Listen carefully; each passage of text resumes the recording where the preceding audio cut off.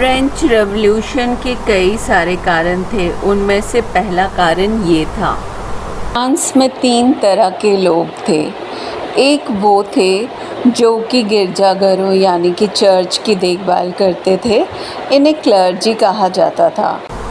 दूसरे वो थे जो राजा को राज्य संभालने में मदद करते थे, जैसे कि मिनिस्टर्स। अमीर लोग, ज़्यादातर अमीर लोग, इन्हें नोबेल्टी कहा जाता था। तीसरे कॉमन लोग, जैसे कि व्यापारी, बिजनेसमैन, वकील, लॉयर, किसान, ये सब शामिल थे। मिनिस्टर्स और पादरियों को, जो कि प्रीस्ट्स थे, इन्हें हर तरह का लाभ मिलता था और इन्हें किसी तरह का भी टैक्स नहीं देना पड़ता था। सारा टैक्स आम आदमी, कॉमनर्स को ही देना पड़ता था। इस वजह से लोगों में बहुत गुस्सा आया और उन्होंने राजा के खिलाफ विद्रोह शुरू कर दिया।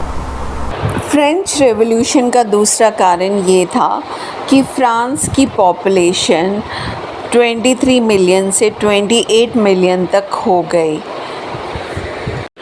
पॉपुलेशन बढ़ने के कारण लोगों के खाने की डिमांड बढ़ी, जिससे कि हर चीज़ के प्राइस बढ़ गए। लोगों के पास इतने पैसे नहीं थे कि वो कुछ खरीद पाते।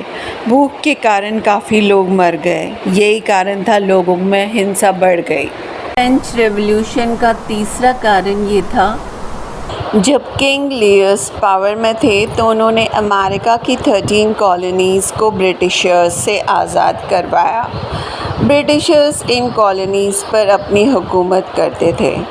इनको आज़ादी देने में किंग लियस ने आर्मी को ट्रेनिंग दी, वेपन्स पर खर्चा किया और आर्मी के खाने पीने का सारा खर्चा उठाया, और इस वजह से उन्हें लोगों पे टैक्स बढ़ाना पड़ा। लोगों के पास कम तनख्वाह थी और परिस्थितियां बहुत ख़राब हो गई और ऊपर से ज़्यादा टैक्स देना पड़ा, और यही कारण था कि फ्रेंच रेवोल्यूशन शुरू हुआ।